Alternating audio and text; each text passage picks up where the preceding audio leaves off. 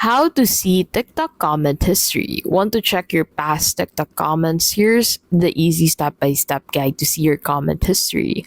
So launch TikTok and then log into your account.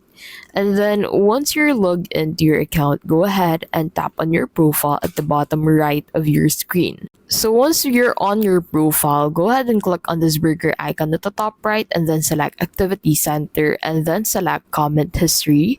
And then in here, you'd be able to find all of the comments you've made on your TikTok account. So you can go ahead and use this filter to filter the comments from oldest to newest and from newest to oldest. So once you tap on the comment from here, you can go ahead and head back into that video and find that comment and the activity of that comment from here. So that is how you can easily see TikTok comment history. How to see TikTok comment